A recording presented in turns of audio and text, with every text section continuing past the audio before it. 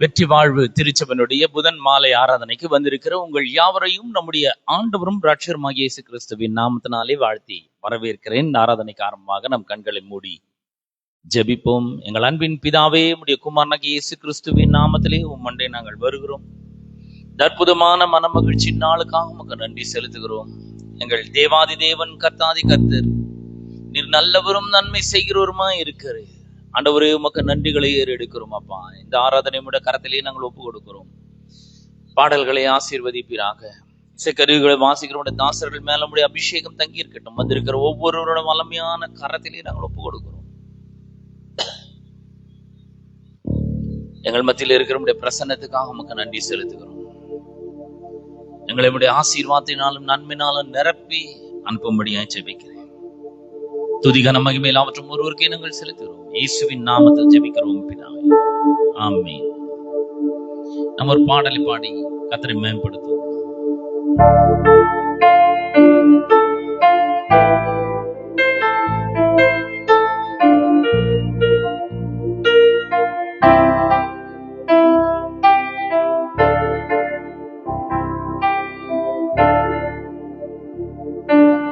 மறவாமல் நினைத்தீரையா, மனதார நன்றி சொல்வேன். மறவாமல் நினைத்தீரையா, மனதார நன்றி சொல்வேன். இரவும் பகலும் என்னை நினைத்து இதுவரை நடத்தினீரே. இரவும் பகலும் என்னை நினைத்து இதுவரை நடத்தினீரே.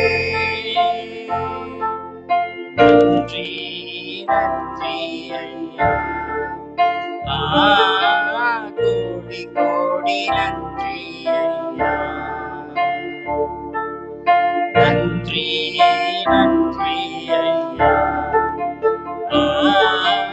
கோடி கோடி நன்றி ஐயா.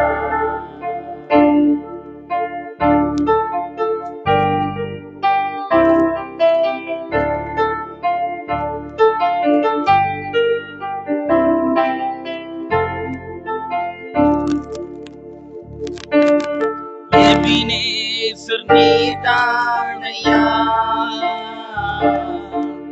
இதுவரை உதவினீரே. எபினேசர் நீதானையா,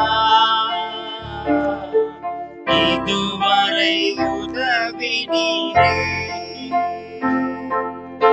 எல்ரோய் எல்ரோய் என்னையும் கண்ணீர் எப்படி நான் நன்றி சொல்வேன். என்றோய் என்றோய் என்னையும் கண்ணீர் எப்படி நான் நன்றி சொல்வேன். நன்றி நன்றி ஐயா, கோடி கோடி நன்றி ஐயா. நன்றி நன்றி ஐயா, கோடி கோடி நன்றி ஐயா.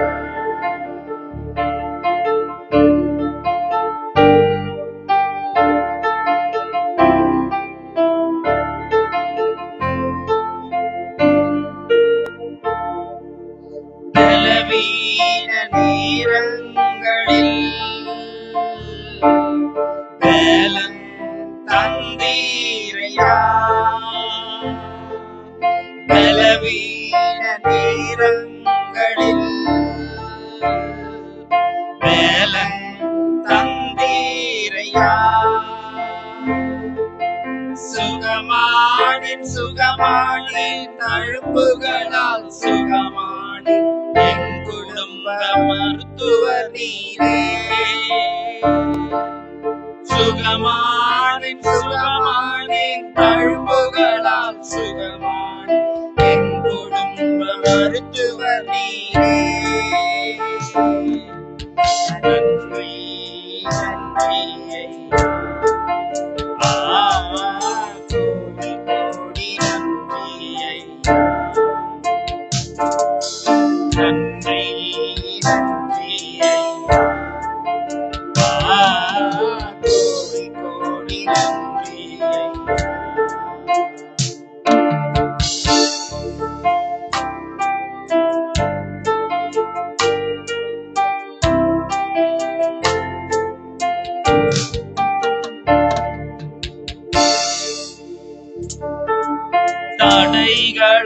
உடைத்தீரையா, தள்ளாட விடவில்லையே, தடைகளை உடைத்தீரையா, தள்ளாட விடவில்லையே. சோர்ந்து போன நேரமெல்லாம் தூக்கி என்னை சுமந்து காத்து தந்து தேற்றினீரே. சோர்ந்து போன நேரமெல்லாம் தூக்கி என்னை சுமந்து காத்து தந்து தேற்றினீரே. நன்றி நன்றி கோடி கோடி நன்றி ஐயா. நன்றி நன்றி ஐயா. கோடி கோடி நன்றி ஐயா.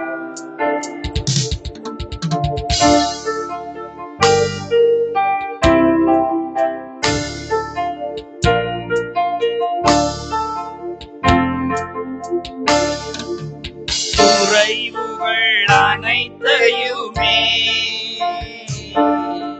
மகிமையிலே நிறைவாக்கினீர். என் குறைவுகள் அனைத்தையுமே மகிமையிலே நிறைவாக்கினீர். ஊழியம் செய்வதற்கு போதுமான பணம் தந்து மீதம் மீதம் எடுக்க செய்தீர். ஊழியம் செய்வதற்கு போதுமான பணம் தந்து மீதம் மீதம் எடுக்க செய்தீர். நன்றி நன்றி ஐயா. கோடி கோடி நன்றி ஐயா. நன்றி நன்றி ஐயா.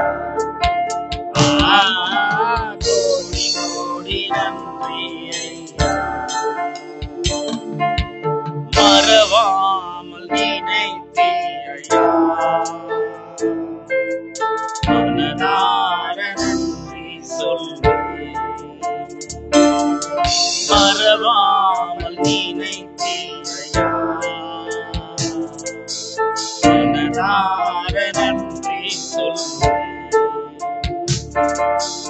இரவும் பகலும் என்னை நினைத்து இதுவரை நடத்தினீரே. இரவும் பகலும் என்னை நினைத்து இதுவரை நடத்தினீரே. நன்றி நன்றி ஐயா. கோடி கோடி நன்றி ஐயா. நன்றி நன்றி ஐயா. கோடி கோடி நன்றி ஐயா. எபினேசர் நீதானையா, இதுவரை உதவினீரே. எபினேசர் நீதானையா, இதுவரை உதவினீரே. எல்லோய் எல்லோய் என்னையும் கண்டீர், எப்படி நான் நன்றி சொல்வேன். எல்லோய் எல்லோய் என்னையும் கண்டீர், எப்படி நான் நன்றி சொல்வேன். நன்றி நன்றி ஐயா. கோடி கோடி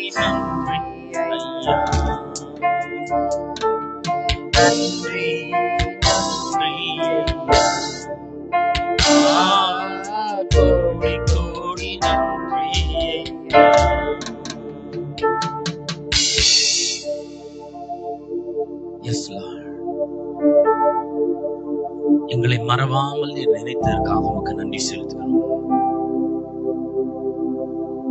கோடி கோடி நன்றிகளை நாங்கள் ஏறெடுக்கிறோம். நீர் எபினேசராய் இருந்து எங்களுடைய எல்லா தேவைகளையும் நீர் சந்தித்து எங்கள் பலவீன நேரங்களில் எல்லாம் பலன் தந்து எங்களை காத்ததற்காக உமக்கு நன்றி செலுத்துகிறோம். கோடான கோடிகள் நன்றிகளை நாங்கள் ஏறெடுக்கிறோம். இந்த ஆராதனையுடைய வல்லமையான கரத்தில் ஒப்பு கொடுக்கிறோம். கர்த்தருடைய வார்த்தையை உடைய கரத்தில் ஒப்பு கொடுக்கிறோம். கர்த்தருடைய வார்த்தை தெளிவோடும் அபிஷேகத்தோடும் வல்லமையோடும் இன்றைக்கு கடந்து செல்லட்டும் என்று ஜெபிக்கிறேன். கேட்கிற மக்களுடைய இருதயத்தில் நம்பிக்கையும் விசுவாசமும் ஊற்றெடுக்கட்டும் என்று ஜெபிக்கிறேன். துதி, கனம், மகிமை எல்லாவற்றையும் ஒருவருக்கே செலுத்துகிறோம். இயேசுவின் நாமத்தில் ஜெபிக்கிறோம். ஆமென்.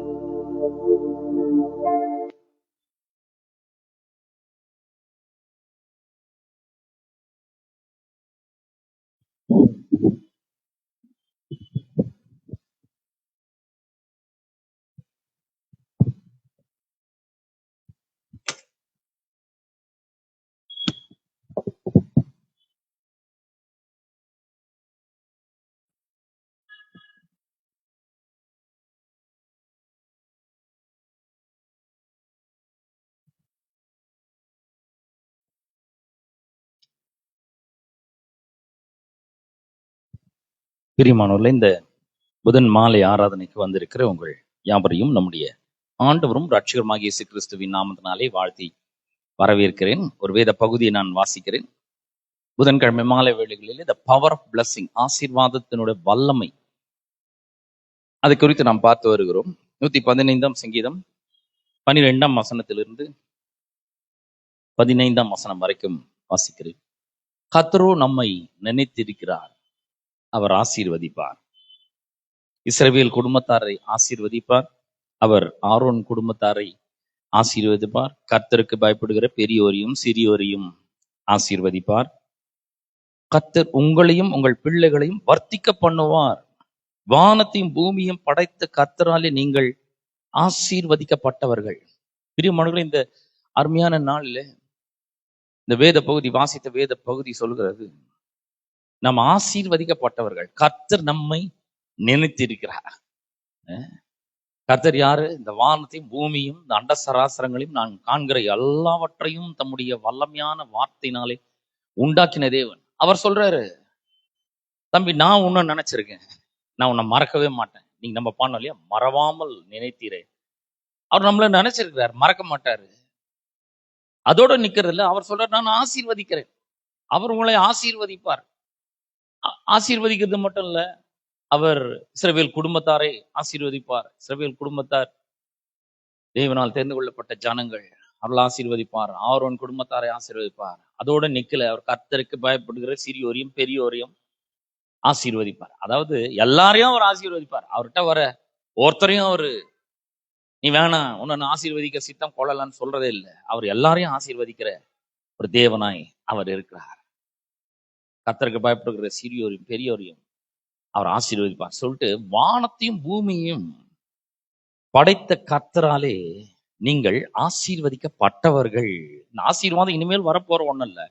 நம் ஆண்டவராகிய இயேசு கிறிஸ்துவை நம்முடைய வாழ்க்கையின் ஆண்டவராக இரட்சகராக ஏற்றுக்கொண்டிருப்போம் சொன்னா, நம்ம ஏற்கனவே ஆசீர்வதிக்கப்பட்டவர்களாக இருக்கிறோம். இதை ரொம்ப ஆழமா நம்ம விசுவாசிக்கிறவர்களாக இருக்க வேண்டும். அவர் எல்லாத்தையும் செஞ்சிட்டாரு. நம்ம ஆசீர்வதிக்கப்படுறதுக்கு வேண்டிய சகலத்தையும் அவர் செய்து முடிச்சிருக்கிறார்.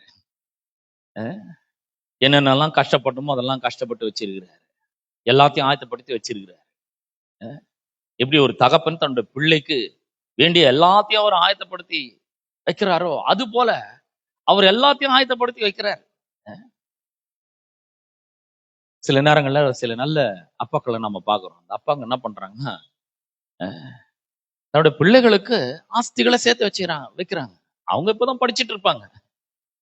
ஆனா அவங்களுக்கு வீடு வாங்கி வைக்கிறது, நகையை சேர்த்து வைக்கிறது. ஏன்னா பெருசாகணும், வேலை செய்யும் பொழுது அவங்களுக்கு பெருசாகும் பொழுது வேலை கிடைக்கணும், நல்ல ஒரு வருமானத்தை அவர்கள் சம்பாதிக்க வேண்டும், குடும்பத்தை நடத்த வேண்டும், ஆசீர்வாதமா இருக்க வேண்டும். இந்த பிள்ளைகளுக்கு ஒரு கஷ்டமும் இல்லை பாருங்க. இந்த பிள்ளைகள் ஜாலியா என்ன பண்ணும், காலையில எழுந்து ரெடி ஆகி ட்ரெஸ் எல்லாம் மாத்தின்னு நேரம் என்ன பண்ணணும், கல்லூரிக்கு போகணும், அவ்வளவுதான். ஸ்கூலுக்கு போகணும், கல்லூரிக்கு போகணும், ப்ரொஃபஷனல் கோர்ஸ் படிச்சு அங்க அந்த கல்லூரிக்கு போகணும், போய் அங்க படிக்கணும், 8 மணி நேரம் படிக்கணும், படிச்சு முடிச்சுட்டு வீட்டுக்கு வரணும். வீட்டுக்கு வந்தா சாப்பாடு ரெடியா இருக்கும், நல்லா ஜாலியா இருக்கலாம். ஆனா அப்பா பாத்தீங்களா, அவர் கஷ்டப்படுறாரு, அவர் போய் வேர்வை சிந்தி உழைக்கிறாரு, எல்லா கஷ்டத்தையும் அவர் ஏற்றுக்கொண்டாரு, சம்பாதிச்சு வராரு, இந்த பிள்ளைக்கு ஃபீஸை கட்டுறாரு, இந்த பிள்ளைக்கு நகையை வாங்கி வைக்கிறாரு, இந்த பிள்ளைக்கு என்னைக்கோ கல்யாணம் ஆக போற இந்த பிள்ளைக்காக எல்லாத்தையும் சொத்துக்கள் எல்லாம் சேர்த்து வைக்கிறாரு, வீட்டை வாங்கி வைக்கிறாரு. ஏன்னா என் பிள்ளை நாளைக்கு திருமணம் ஆச்சுன்னா அந்த வீட்டுல போய் வசிக்கணும், சமாதானமா இருக்கணும், சந்தோஷமா இருக்கணும், வெற்றிகரமா இருக்கணும், நல்லா இருக்கணும். அப்ப பாருங்க, இந்த பூமிக்குரிய தகப்பன்மார்களாகிய நாமே நம்முடைய பிள்ளைகளுக்கு இப்படி ஒரு ஆலோசனை பண்ணி நம்ம எவ்வளவு சேர்த்து வைப்போம்னா, பரலோக பிதா அவர் எப்படிப்பட்டவர் பாருங்க, அவர் எவ்வளவு நல்லவர். அங்க இருந்தா இந்த குணாதிசயம் எல்லாம் நமக்கு வந்திருக்கு. அவர் எல்லாவற்றையும் ஆயத்தப்படுத்தி வச்சிருக்கிறார். நம்முடைய நம்முடைய வாழ்க்கைக்கு வேண்டி எல்லாவற்றையும் அவர் ஆயத்தப்படுத்தி வச்சிருக்கிறார். இதை பற்றி அப்போஸ்தலனாகிய பேதுரு சொல்றாரு பாருங்க, 2 பேதுரு 1ஆம் அதிகாரத்துல 3ஆம் வசனத்துல அவர் சொல்றாரு. நிறைய இடங்கள்ல சொல்லப்பட்டிருக்கு, குறிப்பா இந்த இடத்துக்கு போகணும்னு நான் விரும்புறேன். 2 பேதுரு 1ஆம் அதிகாரத்துல அவர் இப்படி சொல்றாரு. 3ஆம் வசனத்துல இருந்து நாம பார்க்கும்பொழுது, தம்முடைய மகிமையினாலும் காருண்யத்தினாலும் நம்மை அழைத்தவரை அறிகிற அறிவினாலே ஜீவனுக்கும் தேவ பக்திக்கும் வேண்டிய யாவற்றையும் அவருடைய திவ்ய வல்லமையானது நமக்கு தந்து அருளி இருக்கிறது. தந்து இருக்கிறது மட்டும் இல்ல, அருளி இருக்கிறார். அருளி இருக்கிறாருன்னா எல்லாமே இலவசமா வந்திருக்கு. அது எப்படி சொல்றாரு பாருங்க, பேதுரு எப்படி சொல்றாருன்னா, மேலும் தம்முடைய மகிமையினாலும் காருண்யத்தினாலும் நம்மளை அழைச்சிருக்கிறார். எதுக்கு? அவருடைய பிள்ளைகளாக முடி நம்மளை அழைச்சிருக்கிறார். ரட்சிக்கப்படுறதுக்காக நம்மளை அவர் அழைச்சிருக்கிறார். மீட்கப்படுறதுக்காக நம்மை அவர் அழைச்சிருக்கிறார். எப்படி அழைச்சிருக்கிறாருன்னா, அவருடைய மகிமையினாலும் காருண்யத்தினாலும் நம்மை அழைத்திருக்கிறார். நம்ம அழைத்தவரை அறிகிற அறிவினாலே, இவர் எவ்வளவு நல்லவர், இவர் என்னெல்லாம் பண்ணி வச்சிருக்கிறார், கல்வாரி சிலுவையிலே வந்து எப்படி பாடுபட்டிருக்கிறார், விலையேற பெற்ற ரத்தத்தை சிந்தி இருக்கிறார், ஜீவனையே கொடுத்திருக்கிறார், விலைக்கரையமாக நம்மை மீட்டெடுத்திருக்கிறார். இதெல்லாம் விசுவாசிக்கிறவர்களை நம்முடைய பிள்ளைகளாக்கி இருக்கிறார். இதெல்லாம் அறிந்து கொள்ள அதுதான் சொல்றாரு. நம்முடைய மகிமையினாலும் காருண்யத்தினாலும் நம்மை அழைத்தவரை அறிகிற அறிவினாலே, இவர் எவ்வளவு நல்லவர், இவர் எவ்வளவு ஆயத்தப்படுத்தி வச்சிருக்கிறார் என்பதை அறிய அந்த அறிவினாலே ஜீவனுக்கும் தேவ பக்திக்கும் வேண்டிய யாவற்றையும் அவருடைய திவ்ய வல்லமையானது நமக்கு தந்தருளி இருக்கிறது. அதாவது நாம் இந்த உலகத்துல இந்த வாழ்க்கைய வாழ்றோம் பாருங்க, இந்த வாழ்க்கைக்கும் அப்புறம் தேவ பக்தியா வாழ்றோம் பார்த்தீங்களா, விசுவாசத்தோடு வாழ்றோமே, அந்த தேவ பக்தியான வாழ்க்கைக்கும் கடவுளிடத்துல அன்பு கூர்ந்து அவருக்காக காரியங்களை செஞ்சு அந்த தேவ பக்தியாக பரிசுத்தமாக நீதியாக நம்ம வாழ்றோம் பாருங்க, அதுக்கும் வேண்டிய எல்லாவற்றையும் அவருடைய திவ்ய வல்லமையானது நமக்கு தந்தரளிக்கிற. திவ்ய வல்லமைன்னா டிவைன் பவர், அவருடைய தெய்வீக சக்தியின் மூலமாக எல்லாவற்றையும் அவர் ஆயத்தப்படுத்தி வச்சிருக்கிறாரு. நம்ம இதே நிலைமையில் இருக்க வேண்டிய அவசியம் இல்லை. அவர் அதை தான் சொல்றாரு, நீங்க ரொம்ப நல்லா வாழ முடியும், வெற்றிகரமாக வாழ முடியும். அவர் அற்புதமாக எல்லாவற்றையும் ஆயத்தப்படுத்தி வைத்திருக்கிறார். எல்லாமே இருக்கு.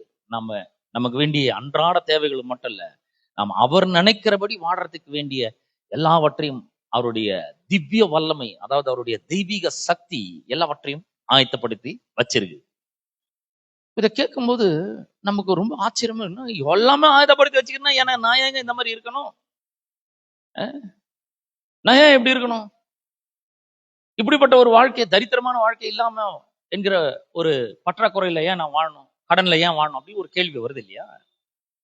எப்படி தந்தருளி இருக்கிறாருன்றத நம்ம இங்க பாக்குறோம். பேதுரு எழுதுறாரு, எப்படி தந்திருக்கிறாருன்னா 4ஆம் வசனத்துல சொல்றாரு. 2 பேதுரு 1:4 சொல்றாரு, இச்சையினாலே உலகத்தில் உண்டான கேட்டுக்கு தப்பி தம்முடைய திவ்ய சுபாவத்திற்கு பங்குள்ளவர்களாகும் பொருட்டு அவர் மகா மேன்மையும் அருமையுமான வாக்குத்தத்தங்களும் அவைகளாலே நமக்கு அருளப்பட்டிருக்கிறது. எப்படி கொடுத்திருக்கிறார்னா, எல்லாவற்றையும் ஒரு வாக்குத்தத்தத்தின் வடிவில கொடுத்திருக்கிறார்.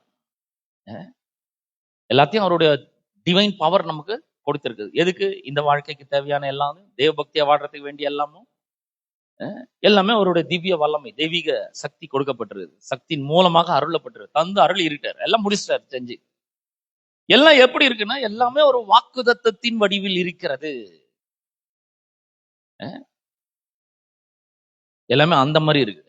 இப்ப அதை எடுத்து நாம என்ன பண்ணணும், அதை நமக்கு சொந்தமாக ஆக்கி கொள்ள வேண்டும்.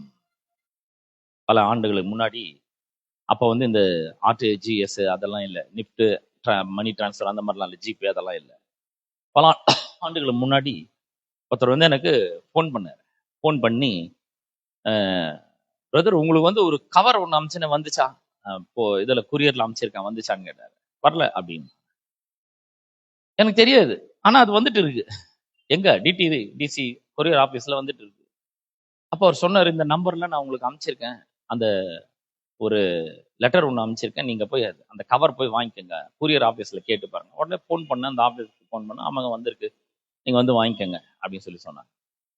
நான் போய் வாங்கிட்டு வந்தேன். வாங்கிட்டு வந்து அந்த கவரை ஓப்பன் பண்ணி பார்த்தா 10,000 ருபீஸுக்கு டிடி இருக்காங்க அதில். எனக்கு தெரியல பாருங்க, நான் குறைவில் வாழ்ந்துட்டு இருக்கேன். அப்போ ரொம்ப பெரிய ஒரு பண தேவைலாம் இருக்கு எனக்கு. அந்த தேவை இருக்கு, கத்தரை விசுவாசிச்சுட்டு இருக்கேன், ஜாம் பண்ணிட்டு இருக்கேன். அவருக்கு அதெல்லாம் தெரியாது. அவர் 2 நாளைக்கு முன்னாடி அனுப்பிச்சிட்டு அவர் வெயிட் பண்ணுகிறாரு, நான் வந்து ஃபோன் பண்ணி அவருக்கு சொல்லுவேன்னு சொல்லிட்டு.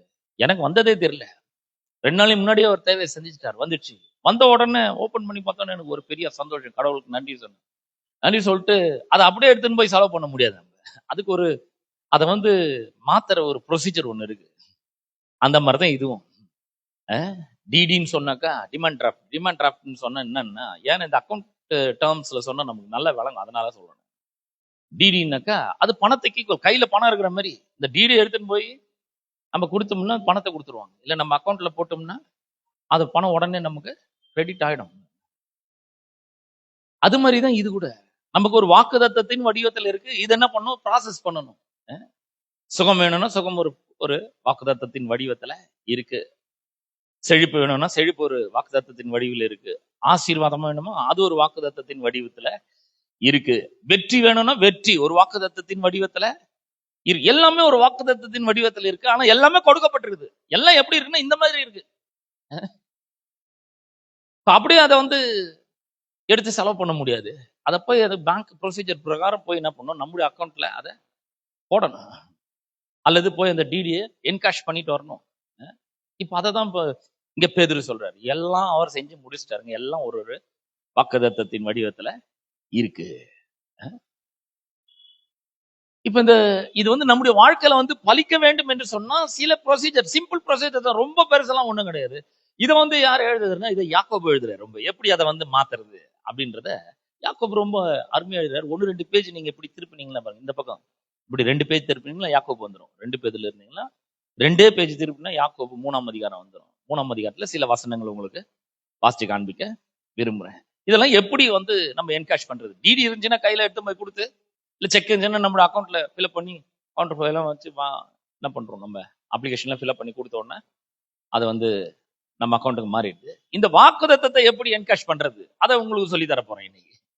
எல்லாம் ரெடியா இருக்கு, எல்லாம் ஆர்டர் பண்ணி முடிச்சாரு. இனிமேல் அவர் பண்ண போறது எதுவுமே கிடையாது. எல்லாம் பண்ணி முடிச்சாரு தம்பி, எல்லாம் பண்ணி முடிச்சாரு. நீ என்ன பண்ண, இப்போ அந்த ப்ரொசீஜரை ஃபாலோ பண்ண அப்படின்ற. எல்லாம் வாக்குதத்தத்தின் வடிவத்தில் இருக்கு. வேண்டிய வெற்றி, ஜெயம், ஆசீர்வாதம், செழிப்பு எல்லாமே இருக்கு, சுகம் எல்லாமே இருக்கு. நீ அதை அந்த ப்ராசஸ் பண்ணுன்றாரு. எப்படி பண்றதுன்னு இப்ப யாக்கோபு எழுதுறாரு. அவர் சொல்றாரு, என் சகோதரர் 3ஆம் அதிகாரம் 1ஆம் வசனத்துல வாசிக்கிறேன். என் சகோதரரே, அதிக ஆக்கினை அடைவோம் என்பது என்று அறிந்து உங்களில் அநேகர் போதகர் ஆகாதிருப்பீர்களாக. நாம் எல்லாரும் அநேக விஷயங்களில் தவறுகிறோம். உண்மைதானே? எல்லாருமே நிறைய விஷயங்கள்ல நம்ம தவறுறோம். ஒருவன் சொல் தவறாதவனானால் அவன் பூரண புருஷனும் தன் சரீரம் முழுவதையும் கடிவாளத்தினாலே அடக்கி கொள்ளக்கூடியவனுமாய் இருக்கிறான். ரொம்ப அருமையா சொல்லப்பட்டிருக்கு பாருங்க. ரொம்ப சிம்பிளா கொடுத்துக்கிறார் யாக்கோபு. ஒருவன் சொல் தவறாதவனானால் பாருங்க, இந்த வாயிலிருந்து வர வார்த்தைகள் அதுல ரொம்ப கவனமா இருக்கணும் அப்படின்றாரு. எப்படி இது என்கேஷ் பண்றது, அதை எடுத்து நம்முடைய வாயில வச்சு பேசுகிறவர்களாக இருக்க வேண்டும். எப்படி அதை வந்து செய்யறது, சொல் தவறாதவர்களாக இருக்க வேண்டும். அப்படி இருப்பான்னு சொன்னா அவன் பூரண புருஷன், அவன் தான் பெர்ஃபெக்ட் மேன். சிலர்லாம் பாத்தீங்கன்னா, நிறைய பேருக்கு, நிறைய கிறிஸ்தவர்களுக்கு கூட பாத்தீங்கன்னா இதெல்லாம் வேலையே செய்யறது கிடையாது. ஏன் செய்யறது இல்லைன்னு அவங்களுக்கு ஒரே குழப்பம். நான் அவர் சொல்ற மாதிரி தானே செஞ்சிருக்கேன், ஏங்க செய்ய மாட்டேங்க, ஏன் இது எனக்கு மட்டும் ஏன் வேலை செய்ய மாட்டேங்குது. இல்ல, அது வேலை செய்யணும்னா ரொம்ப முக்கியமானது இந்த சொல் தவறாது இருக்க வேண்டும். சொல் தவறாமல் இருக்க வேண்டும். சிலர் பாத்தீங்கன்னா வீட்டுல இருந்தே கிளம்பி இருக்க மாட்டாங்க. நான் ஒரு பெரிய சபையில, மிகப்பெரிய ஒரு திருச்சபையில ஒரு சின்ன ஒரு பொறுப்புல இருந்தேன். ரொம்ப ஸ்மால் பொசிஷன்ல தான் இருந்தேன். அங்க பாத்தீங்கன்னா அந்த திருமணம் நடக்கிறதுக்கு வருவாங்க, பொண்ணு மாப்பிள்ளை எல்லாம் வருவாங்க, பொண்ணு வீட்டார் மாப்பிள்ளை வீட்டார்லாம் வருவாங்க, பொண்ணு மாப்பிள்ளை எல்லாம் வரணும். கரெக்டா 4:30 மணிக்கு திருமணம். 4:30 மணிக்கு திருமணம்னா அவன் சொல்றான், கரெக்டா நாங்க வந்துடுவோம் சார். நான் சொல்றேன், 4:30 மணிக்கெல்லாம் வர முடியாது, கொஞ்சம் கொஞ்சம் லேட்டா வச்சுக்கோங்க, 5 மணிக்கு வச்சுக்கோங்க அப்படின்னா. இல்ல முடியவே முடியாது, 4:30 மணிக்கெல்லாம் வச்சா அவன், ஏன்னா ரிசப்ஷன்லாம் லேட் ஆகும் அப்படி இப்படின்னு. இப்போ நான் பாஸ்டர் எல்லாமே வந்துருவோம், வந்துட்டு வெயிட் பண்ணிட்டு இருப்போம். சொல்லுவார், ரிச்சர்ட் எங்க இருக்கிறாங்க கேளுங்க, போன் பண்ணி கேட்டாக்கா ஆன் தி வே அப்படின்வாங்க. ஆனா சிரிச்சுனே வச்சிருவேன், என்னவா ஆன் தி வேல இருக்காங்க. ஆமா, அவங்க வீட்டுல இருக்கும் போதே ஆன் த வே தான், எங்க இருக்கிறாங்கன்னு சொல்லுது. நிறைய பேர் பாத்தீங்கன்னா தங்களுடைய வார்த்தையவே அவங்க என்ன பண்றது இல்ல, மதிக்கிறதே கிடையாது. தாங்க சொல்ற வார்த்தைகளுக்கு எந்த ஒரு வேல்யூவும் வைக்கிறதே கிடையாது. சும்மா அடிச்சு விடுற வேண்டியது, அவ்வளவுதான். நாங்க அந்த வேலை அறிவுறோம், வந்துடும், இன்னும் ஒரு 5 நிமிஷத்துல சேர்ந்துருவோம் சொல்லுவாங்க. ஆனா வீட்டுல இருந்தே கிளம்பி இருக்க மாட்டாங்க. இது மாதிரி நம்ம பேசும்பொழுது என்ன நடக்குதுன்னா, இருதயம் அதுக்கு தெரியாது பாருங்க, இது கரெக்டா தான் பேசுறாரா இல்ல இவர் வேற மாதிரி நினைச்சு பேசுறாருலாம் இருதயம் தெரியாது. அது அப்படியே அது நம்ப ஆரம்பித்து விடுகிறது. இப்ப எப்படின்னா, நாமளே சொல் தவறுகிறவர்களாக மாறி விடுகிறோம். நம்ம வார்த்தைகளை நமக்கு ஒரு பெரிய ஒரு நம்பிக்கை எல்லாம் இல்லாம போயிடுது.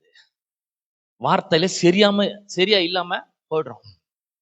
நம்ம சொல்றோம், எங்கேயாவது நம்ம ஒரு இடத்துல ஒரு பணத்தை வாங்கி இருந்தோம்னா, நிறைய பேர் பாத்தீங்கன்னா இந்த பண விஷயத்துல உண்மையாவே இருக்கிறதே கிடையாது.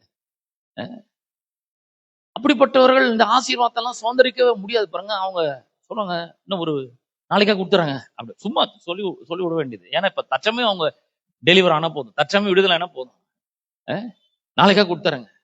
ஆனா கண்டிப்பா உங்களுக்கு கொடுக்க முடியாதுன்னு தெரியும், ஆனா சும்மா சொல்லுவாங்க நாளைக்கு கொடுத்துறேன் அப்படின்ட்டு. அப்ப என்ன ஆகுதுன்னா, நாம சொல்றோம், ஆனா அது உண்மை இல்லைன்றது நம்முடைய இருதயத்துக்கு தெரிஞ்சு போயிட்டது. தெரியுது உண்மை இல்லை இது அப்படின்றத தெரிஞ்சு போகுது. அதே போலதான் கடவுளுடைய வார்த்தைகள் அவர்கள் சொல்லும் பொழுதும் கூட அதுவும் கூட எதுவுமே பலிக்கிறது கிடையாது. இதுல பாருங்க, சொல் தவறாதவர்களாக இருக்கிறது ரொம்ப ரொம்ப இம்பார்ட்டன்ட், ரொம்ப முக்கியமானது. சொன்ன கரெக்டா அதன்படி நடக்கணும், சொன்னா அதை டெஃபினட்டா செய்யணும். சில நேரங்களில் குடும்பங்களோட நம்ம பார்க்கலாம், பிள்ளைகள் சின்ன பிள்ளைங்க ஐஸ்கிரீம் கேட்கும், அப்பா எனக்கு ஐஸ்கிரீம் வாங்கி கொடுங்க, அப்பா இன்னைக்கு இல்லை நாளைக்கா வாங்கி தரேன் அப்படின்னு. பிள்ளை ஞாபகம் வச்சுக்கணும், நமக்கு மறந்துடும், 1008 வேலை நமக்கு, அதனால நாம மறந்துடும். ஆனா பிள்ளைகளுக்கு அது ஞாபகம் இருக்கும். அந்த பிள்ளை நாளைக்கு கரெக்டா கேட்கும், அப்பா நேற்று ஐஸ்கிரீம் வாங்கி தரேன்னு சொன்னீங்களே, ஐஸ்கிரீம்லாம் சாப்பிடக்கூடாது, சாப்பிட்டா சளி பிடிக்கும், அது நேற்று சொல்லியிருக்கலாம்ல. ஸோ இது மாதிரி நாம செய்ய முடியாத காரியங்களை, செய்ய தவறுகிற காரியங்களை நாம சொல்லிட்டே இருக்கிறதுனால அது அந்த மாதிரி ஆயிடுது, மாறிடுது. அப்படியே சொல்றோம், அதுல எந்த மதிப்பும் கிடையாது, சொல்றோம், அதுல எந்த ஒரு வேல்யூவும் இருக்க மாட்டேங்குது. அந்த மாதிரி இருந்தாக்கா அதே போலதான் இதை சொல்லும் போது எந்த ஒரு மதிப்பும் மரியாதையும் வேல்யூவும் இல்லாம போய் விடுகிறது. சொல்றாரு, சொன்னா அது மாதிரி வார்த்தை தவறாதவர்களாக நாம் இருக்க வேண்டும், சொல் தவறாதவர்களாக நாம இருக்க வேண்டும். ரொம்ப முக்கியம் பாருங்க. எதுக்குன்னா, உண்மையை பேசுகிறவர்களாக நாம் இருக்க வேண்டும். ஏன்னா இங்க இந்த சொல் வருது பாருங்க, வாயில இருந்து வார்த்தை வருது பாருங்க, அது ரொம்ப ரொம்ப முக்கியம். அது நம்முடைய வாழ்க்கையில மிக ஆழமான ஒரு தாக்கத்தையும் பாதிப்பையும் ஏற்படுத்தக்கூடியதாய் இருக்கிறது. நம்முடைய நாவை சரியான விதத்துல நாம பயன்படுத்தும் பொழுது நம்முடைய வாழ்க்கையில மாபெரும் மாற்றத்தை நாம் ஏற்படுத்த முடியும், டெஃபினட்டா ஏற்படுத்த முடியும். நான் இதெல்லாம் படிக்கவும் செஞ்சிருக்கேன், அனுபவிச்சும் சொல்றேன். நான் இதை எக்ஸ்பீரியன்ஸ் பண்ணியும் சொல்றேன். 3ஆம் வசனத்துல ஒரு உதாரணத்தை கொடுக்குறாரு. 3ஆம் வசனத்துல ஒரு உதாரணமும் 4ஆம் வசனத்துல ஒரு உதாரணத்தை கொடுக்குறாரு. 2 விஷயத்த சொல்றாரு. பாருங்கள், கவனிங்க, கொஞ்சம் நல்லா கவனிங்க. பாருங்கள், குதிரைகள் நமக்கு கீழ்ப்படியும்படிக்கு அவைகளின் வாய்களில் கடிவாளம் போட்டு அவைகளுடைய முழு சரீரத்தையும் திருப்பி நடத்துகிறோம். குதிரை இருக்கு, குதிரை மேல ஜாக்கி இருக்கிறாரு, குதிரை ஓட்டுறவர் இருக்காரு. குதிரை நம்மளோட ரொம்ப பலசாலி இல்லையா? அதனுடைய பவருக்கு முன்னாடி நம்மளாம் ஒண்ணுமே கிடையாது. ஆனா வாயில கடிவாளத்தை போட்டு அந்த கடிவாளத்தை பிடிச்சி இழுத்தோம்னா குதிரை உடனே என்ன பண்ணுது, கனைச்சு ஓட ஆரம்பிக்குது. அத ஒரு விதமா இப்படி இழுக்க இழுக்க அது வேகமா ஓட ஆரம்பிக்குது. இப்படி ரைட்ல திரும்பணும்னா மெதுவா அப்படி இப்படி திருப்பணும்னா வாயில கரெக்டா அந்த கடிவாளம் இருக்கிறதுனால அதுவும் என்ன பண்ணுது, ரைட்ல திரும்புது. லெப்ட்ல திரும்பணும்னு சொன்னா இந்த பக்கம் இழுத்தா அப்படியே லெப்ட்ல திரும்புது. ஆனா ஒண்ணு சொல்றேன், நம்ம இன்னைக்கு குதிரை எல்லாம் ஓட்டுறது இல்லை, அதனால அந்த அளவுக்கு நமக்கு சரியா புரியாது. இன்னொன்னு சொல்றேன், கார் இருக்கு நம்மகிட்ட, கார்ல நம்ம உட்காந்துக்கிறோம், ஸ்டியரிங் வீல் இருக்கு நம்மகிட்ட. யோசிக்கிறோம் எங்க போனோம், மதுரவாயில் வெற்றிவாழ் திருச்சபைக்கு போனோம். கார்ல ஏறி உக்காடுறோம், ஏறி உட்காந்து ஸ்டியரிங் வீல பிடிச்சிக்கிறோம். பிடிச்சி வண்டியை ஸ்டார்ட் பண்ணணும். வண்டியை ஸ்டார்ட் பண்ணாமையே அதுவே தன்னால வந்துருமா? இல்ல, வண்டியை ஸ்டார்ட் பண்ணணும். வண்டியை ஸ்டார்ட் பண்ணி ஸ்டியரிங் வீல் என்ன பண்ணும், நிறைய முறை திருப்ப வேண்டியதா இருக்குது. ஏன்னா குறுக்க நிறைய லாரி வருது, பஸ் வருது, 2 வீலர் வருது, ஜனங்க நடந்து போறாங்க, சிக்னல் விழுது, நிறுத்தணும், போகணும். அப்ப எந்த பக்கம் நம்ம திரும்பணுமோ அந்த பக்கம் என்ன பண்றோம், நம்ம ஸ்டியரிங் வீல நல்லா திருப்புறோம். அப்படி திருப்பும் பொழுது அந்த பக்கமா திரும்புது. ஸ்ட்ரைட்டாலாம் வர முடியாது. ஏன்னா நேரா வந்து விண்வெளியில வரோம், வானத்துல பறந்து வரோம், இல்ல கார்ல வரோம், ரோட்ல வரோம். அதனால என்ன பண்ண வேண்டியது, நிறைய தெருக்கள்ல திரும்ப வேண்டியது இருக்குது, பெரிய பெரிய பைபாஸ்ல ஏற வேண்டியது இருக்கு, இறங்க வேண்டியது இருக்கு. காரணம் நமக்கு நல்லா புரியுதுப்பாங்க. எங்க போகணும்னு யோசிக்கிறோமோ அதுக்கு நேரம் நம்ம போயிட்டே இருக்கிறோம், முன்னாடி போறோம். நிறைய தடைகள் வருது, நிறைய வண்டிகள் குறுக்க வருது, சிக்னல் வருது, அந்த இடத்துல நிக்கிறோம். ஆனா மறுபடியும் என்ன பண்றோம், கிளம்பி வரோம். அடுத்த ஒண்ணு சொல்றாரு 4ஆம் வசனத்துல, கப்பல்களையும் பாருங்கள். இப்ப குதிரையில வந்து ஒண்ணு சொல்றாரு, ஆனா கப்பல்ல சொல்லும் போது இன்னும் கொஞ்சம் லேசா கொஞ்சம் விளக்கம் ரொம்ப கொஞ்சம் அதிகமா இருக்கு. ஒரு பிரேஸ்னா ஒரு சொற்றொடர்னு ஒரு வாக்கியம். இந்த வாக்கியம் வந்து கொஞ்சம் வித்தியாசமா சொல்லப்படுது 4ஆம் வசனத்துல. கப்பல்களையும் பாருங்கள், அவர்கள் மகா பெரியவர்களாய் இருந்தாலும் கடுங்காற்றுகளால் அடிபட்டாலும் அவைகளை நடத்துகிறவன் போகும்படி யோசிக்கும் இடம் எதுவோ அதற்கு நேராக சிறிய சுக்கானால் என்ன பண்றான், இந்த கப்பலை திருப்புகிறான். உள்ள கப்பல் கேப்டன் ஒருத்தர் இருக்காங்க. கப்பல் இருக்கு, பெரிய ஷிப் இருக்கு, ஷிப்ல ஒரு கேப்டன் இருக்கிறாரு. கேப்டன் வந்து அந்த ஷிப்ல ஏறும்பொழுது ஒரு இடத்த யோசிக்கிறாரு. எங்க போகணும் இப்போ, இந்த ஷிப் அந்தமானுக்கு போகணும், இல்ல இந்த ஷிப் லண்டனுக்கு போகணும், இந்த ஷிப் குஜராத்துக்கு போகணும், இப்படி யோசிக்கிறாரு. அந்தமானுக்கு போனோம்னா என்ன பண்றாரு, இந்த ஷிப்ல ஏறுறாரு. அவர்கிட்ட ஒரு மேப் இருக்கு. என்ன பண்றாரு, இந்த ஷிப்பை மூவ் பண்றது சின்ன சுக்கானால திருப்ப ஆரம்பிக்கிறாரு. சின்ன ஒரு வீல் மாதிரி இருக்கு, அதை என்ன பண்றாரு, சுத்த ஆரம்பிக்கிறாரு. ஆனா எப்படி சுத்துறாருன்னா, அவைகளை நடத்துகிறவன் போகும்படி யோசிக்கும் இடம் எதுவோ. அப்ப இது ரொம்ப ரொம்ப முக்கியமான ஒரு விஷயம் பாருங்க. வாழ்க்கையில நம்ம ஒண்ணு இல்லாத நிலைமை அப்படின்ற ஒரு போர்ட்ல இருக்கிறோம். போர்ட்னா துறைமுகத்துல இருக்கிறோம். இந்த துறைமுகம், இப்ப நம்ம இருக்கிற துறைமுகம் வந்து ஒண்ணு இல்ல அப்படின்ற ஒரு துறைமுகம், பலவீனம் அப்படின்ற ஒரு துறைமுகம். கப்பல் நிக்குதுங்க. இந்த கப்பல்ல எந்த துறைமுகத்துல நிக்குதுன்னா, பலவீனம், கடனு, ஒன்றும் இல்லாமை, தாழ்ச்சி, வறுமை, பற்றாக்குறை, ஏழ்மை, கடன் தொல்லை, கவலை, கஷ்டம், இந்த மாதிரி நிறைய துறைமுகம் இருக்கு பாருங்க. இந்த துறைமுகத்துல இருக்கு இந்த கப்பல். இந்த துறைமுகத்துல அந்த கப்பல் நிக்குது. இப்ப இந்த கேப்டன் நம்ம தான் ஏறணும் அந்த கப்பல்ல. கப்பல் என்ன கப்பல்னா, வாழ்க்கை கப்பல், விசுவாச கப்பல் இது. நம்ம இந்த கப்பல்ல ஏறுறோம். ஏறிட்டு நம்ம ஒரு இடம் போகும்படி யோசிக்கணும். இப்ப இந்த துறைமுகத்துல இருக்கு, ஆனா இந்த துறைமுகத்துல இருக்க கூடாது, இந்த துறைமுகத்துல ஸ்டாப் இருக்க கூடாது. இந்த துறைமுகத்துல இருந்து என்ன பண்ணும், அந்த துறைமுகத்துக்கு போகணும். எந்த துறைமுகம், பலவீனம் அப்படின்ற துறைமுகத்துல இருந்து எடுத்து இந்த ஷிப் எடுத்து நேரா பலன் என்கிற துறைமுகத்துக்கு போகணும். வியாதின்ற துறைமுகத்துல இருந்து இந்த ஷிப்பை கிளப்பி என்ன பண்ணணும், சுகம், ஆரோக்கியம் என்கிற ஒரு துறைமுகத்துக்கு நம்ம போகணும். இல்லாமை, வறுமை, தாழ்ச்சி, பற்றாக்குறை என்கிற அந்த துறைமுகத்திலிருந்து இந்த ஷிப்பை கிளப்பி என்ன பண்ணணும், எல்லாம் இருக்கிற ஒரு துறைமுகத்துக்கு, ஆசீர்வாதம், செழிப்பு என்ற துறைமுகத்துக்கு போகணும். இப்ப இந்த மாதிரி போகும்படி யோசிக்கணும், ஒரு இடத்தை யோசிக்கணும். எங்க போனோம், இப்ப இங்க இருக்கிறோம், எங்க போனோம், முதல் ஸ்டெப் அதுதான். எங்க போனோம்னு நம்ம விரும்புறோம்.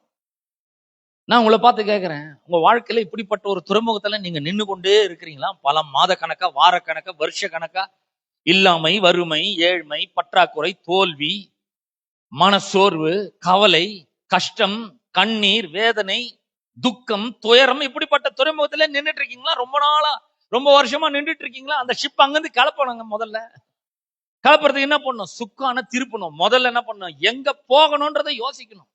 ஒருவேளை கவலை அப்படின்ற ஒரு துறைமுகத்துல இருப்பீங்கன்னா, சந்தோஷம்ன்ற துறைமுகத்துக்கு நேரா நீங்க அந்த அந்த இடத்தை பிக்ஸ் பண்ணணும். சந்தோஷம், அந்த துறைமுகத்துக்கு நான் போகணும், அந்த போர்ட்டுக்கு போகணும். இங்க இருக்க முடியாது, இங்க இருக்க ரொம்ப நாள், ரொம்ப வருஷமா இருந்தாச்சு, இனிமேல் இங்க இருக்க முடியாது. கண்ணீர் அப்படின்ற ஒரு, தோல்வி அப்படின்ற ஒரு துறைமுகத்துல நின்று கொண்டிருப்பீர்கள் என்றால், வெற்றி என்ற துறைமுகத்துக்கு போகும்படி யோசிக்கணும். முதல்ல ஃபர்ஸ்ட் என்ன பண்ணும், you must think where you should go. உங்க வாழ்க்கை எந்த திசையை நோக்கி செல்ல வேண்டும் என்பதை முதலாவது டிசைட் பண்ணுங்க. முதல்ல சும்மா இங்கேயே நின்றுட்டே இருக்கக்கூடாது. வருஷ கணக்கா, வார கணக்கா, மாச கணக்கா ஒரே இடத்துல அதே துறைமுகத்துல நங்கூரம் போட்டு அப்படியே நிக்க வச்சு கொடுக்க கூடாதுங்க. அந்த துறைமுகம் பிடிக்கலன்னு என்ன பண்ணணும், நம்ம எங்க போகணும்னு முதல்ல யோசிக்கணும் ஃபர்ஸ்ட். நான் உங்களை பார்த்து கேட்கிறேன், கடன்ற துறைமுகத்தில் நீங்க நிக்கிறீங்க. இந்த துறைமுகத்துல இருந்து இந்த ஷிப்பை கிளப்பி எப்படி நிறைவு ஏராளம் தாராளம் என்கிற ஆசீர்வாதம் என்கிற ஒரு துறைமுகத்துக்கு எப்படி போறது? என்ன பண்ணும், முதல்ல ஷிப்பை ஆன் பண்ணணும். எப்படி காரை ஆன் பண்றோமோ கீ போட்டு, அந்த மாதிரி என்ன பண்ணணும், முதல்ல அதை என்ஜினை ஸ்டார்ட் பண்ணணும். என்ஜின் எங்க இருக்குது? வாயில இருக்கு. என்ஜின் எங்க இருக்கு? எங்கெங்க இருக்கு என்ஜின்? வாயில இருக்கு என்ஜின்.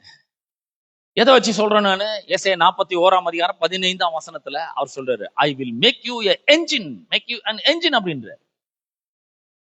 நான் உன்னை எந்திரம் மாதிரி ஆக்கிடுறேன், மெஷின் மாதிரி ஆக்கிடுறேன்.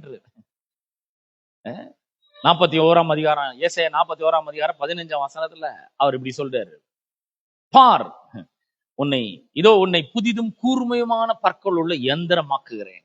ஐ will make you a machine an engine அப்படின்றாரு. நம்ம தான் அந்த மெஷின், வாய் அந்த மாதிரி ஆக்கிட்டு இருக்கிறாரு. புதிதும் கூர்மையான பற்களோட எந்திரமாக்குறேன், நீ மலைகளை மிதித்து நொறுக்கி குன்றுகளை பதருக்கு ஒப்பாக்கி விடுவாய். என்ன வந்தாலும் சரி, அடிச்சு நொறுக்கி தள்ளி நீ பாட்டுன்னு போலாம், அந்த மாதிரி ஒரு மெஷின் மாதிரி ஆக்கியிருக்கேன். என்ஜினை ஸ்டார்ட் பண்ணணும். என்ஜினை ஸ்டார்ட் பண்ணணும், சும்மா ஸ்டார்ட் பண்ண முடியுமா? இங்கிருந்து கார்ல ஏறி உட்காடுறோம், சும்மா வந்துட முடியுமா? பெட்ரோல் போடணுங்க. பெட்ரோல் ரொம்ப ரொம்ப முக்கியம். பெட்ரோல்ன்றது என்னது? கடவுளோட வார்த்தை, பரிசுத்த ஆவியானவர் உதவிலாம் வேணும். நம்ம கடவுளுடைய வார்த்தை இருக்கு, நமக்கு எடுத்து என்ன பண்ணணும், என்ஜின்ல போடணும். அதாவது இந்த துறைமுகத்துல இருந்து முதல்ல இந்த ஷிப்பை கிளப்பி எல்லாம் இருக்கிற ஒன்றும் இல்லை என்கிற ஒரு துறைமுகத்துல இருந்து எல்லாம் இருக்கிற ஒரு துறைமுகத்துக்கு போகணும் அப்படின்னு சொன்னா, முதல்ல இந்த கடவுளுடைய வார்த்தை எடுத்து நம்முடைய என்ஜின் ஆகிய வாயில என்ன பண்ணணும், வைக்கணும். பேச ஆரம்பிக்க வேண்டும். பேசும்போது என்ன பண்றோம், சுக்கான திருப்புறோம், ஷிப்பையே அப்படியே திருப்புறோம். எப்படி எடுத்து வாயில வைக்கிறது? அவர் சொல்லுகிறார், எபிரேயர் 6:14 அவர் சொல்றாரு, நான் உன்னை ஆசீர்வதிக்கவே ஆசீர்வதித்து உன்னை பெருகவே பெருக பண்ணுவேன் அப்படின்ற. உபாகமம் 7:14 அவர் சொல்றாரு, நீ சகல ஜனங்களை பார்க்கலும் ஆசீர்வதிக்கப்பட்டிருப்பாய் அப்படின்றாரு. எப்படி எல்லாம் சொல்லியிருக்காரு பாருங்க. உபாகமம் 1:11 அவர் சொல்றாரு, நீ இன்றைக்கு இருக்கிற பார்க்கலும் 1000 மடங்கு அதிகமாகும்படி உன் பிதாக்களுடைய தேவன் உனக்கு சொல்லியபடியே உன்னை ஆசீர்வதிப்பாராக. அது ஒரு நல்ல ஒரு வார்த்தை. எடுத்து வாயில வைக்கணும், வாயில வச்சு பேச ஆரம்பிக்கணும். உபாகமம் 8:17-18 எடுத்து வாயில வைக்கணும். என் சாமர்த்தியமும் என் கை பலனும் இந்த ஐஸ்வர்யத்தை சம்பாதிக்கிறதுக்கு எனக்கு பலனை கொடுத்தது என்று உன் உள்ளத்திலே சொல்லி கொள்ளாமல் இருக்க எச்சரிக்கையா இருந்து உன் தேவனாகிய கர்த்தரை நினைப்பாயாக. அவரே உங்களுடைய பிதாக்களுக்கு ஆணையிட்டு தம்முடைய உடன்படிக்கை உறுதிப்படுத்தும்படிக்கு இந்நாளில் உனக்கு உண்டாயிருக்கிறபடி ஐஸ்வர்யத்தை சம்பாதிக்கிறதுக்கான பலனை உனக்கு கொடுக்கிறவர். பாருங்க எப்படி என்ஜின் ஸ்டார்ட் பண்ணிட்டேன். இப்போ என்ஜின் ஸ்டார்ட் பண்ண உடனே என்ன பண்ணுது, போக ஆரம்பிக்குது, கப்பல் போக ஆரம்பிக்குது. மெதுவா சுக்கான திருப்புறேன். நம்ம என்ன பண்றோம், 1-2 முறை பேசி நாங்க ஒண்ணுமே நடக்கவே இல்லை அப்படின்னு. இது எப்படி இருக்குன்னா, அந்த மாலுமி, அந்த கேப்டன், கப்பல் கேப்டன் என்ன பண்றாரு, ஏறி உட்காந்து இந்த சுக்கான 2-3 முறை திருப்பிட்டு, இல்ல ஒரு 10 சுத்து 100 சுத்து என்னங்க அந்தமானே வரல அப்படின்ற மாதிரி இது. ஒருவேளை அந்தமானு உடனே ரீச் ஆகாம இருக்கலாம், 3 நாள் அவன் அந்தமான் போறதுக்கு, அந்தமானு போகாம இருக்கலாம். ஆனா கப்பல் அந்தமான் இருக்கிற திசையை நோக்கி செல்ல ஆரம்பிச்சிடும். ஹலோ, அப்ப நாம இந்த வார்த்தைகளை எடுத்து வாயில வைத்து பேச ஆரம்பிக்கும் பொழுது ஒன்றும் இல்லாமல் இருந்து எல்லாம் இருக்கிற நிலைக்கு நேராக நம்முடைய வாழ்க்கை திரும்ப ஆரம்பிக்குங்க. ஹலோ, பேசணும். இதற்கு மாறாக அநேகர் என்ன பண்றாங்க, ஒண்ணும் இல்லைங்க, ரொம்ப கஷ்டங்க, ரொம்ப ஒரே பிரச்சனைங்க, இவ்வளவு கடன் இருக்குங்க, என்ன பண்றதுன்னே தெரியலங்க. பாருங்க, அவங்க சுக்கான திருப்பிட்டே தான் இருக்கிறாங்க, டெய்லி திருப்புறாங்க, பல முறை திருப்புறாங்க. எங்க என்னத்தை பேசுறாங்களோ அந்த துறைமுகத்தை நோக்கி போயிட்டே இருக்காங்க. கவலை, மனசோர்வு, விரக்தி, கண்ணீர், ஒன்றுமில்லாமை, ஏழ்மை, வறுமை, தத்திரம், பற்றாக்குறை, கடன், இதெல்லாம் பேசிட்டே இருக்கிறாங்க. பேசும்பொழுது நம்ம சுக்கான திருப்புறோம். பேசும்பொழுது வாழ்க்கை அந்த திசையை நோக்கி போதுன்னே தெரியவே இல்லை அவங்களுக்கு. பேசவே கூடாது, அதெல்லாம் ஒழிச்ச கட்டிடணும். நம்ம வாழ்க்கையில இருந்து அதெல்லாம் ஒழிச்சு கட்டணும். பாருங்க, ஒரு தீர்மானத்தை எடுக்கணும். இன்னைக்கு ஒரு தீர்மானத்தை எடுக்கணும். கடவுள் இவ்வளவு பண்ணி வச்சுக்கிறாரு, எல்லாத்தையும் ரெடி பண்ணி வச்சிருக்கிறார். நான் ஏன் இதே பேசி இங்கே இருந்த ஒரு பல வருஷங்களா ஒரே துறைமுகத்துல இருந்து என்ன பிரயோஜனம்? வாழ்க்கை வேற துறைமுகத்தை நோக்கி போக ஆரம்பிக்கணும். நாம தான் அந்த ஸ்டெப் எடுக்கணும். கர்த்தர் நமக்கு உதவி செய்ய வல்லவரா இருக்கிறாரு. அநேக வசனங்களை அவர் கொடுத்திருக்கிறாரு. அவர் என்னைக்கோ சொல்லிட்டாரு, எழும்பி பிரகாசி, உன் ஒளி வந்தாச்சு அப்படின்றார். எழும்புன்ற முதல்ல அரைஸ் அண்ட் ஷைன் போர்த் அப்படின்ற. நீ எழும்பி பிரகாசி. ஜனங்கள்லாம் இருள கிடக்குறாங்க, பூமி கார்வரில் மூடி இருக்குது. ஆனா உன் மேல கர்த்தர் உயிர்ச்சிருக்கிறாரு. அவருடைய மகிமை உன் மேல காணப்படுகிறது. God has manifested his glory over you. வழங்கிக்கணும் பாருங்க, நம்ம யாருன்றதை வழங்கிக்கணும்.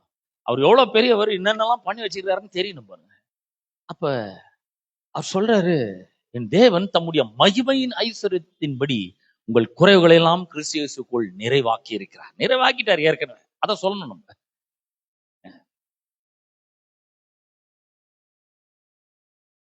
சிலர் கேக்குறாங்க, எப்படிங்க குறைவுல இருந்தீங்கன்னு நான் நிறைவாயிட்டேன் எப்படி சொல்ல முடியும்?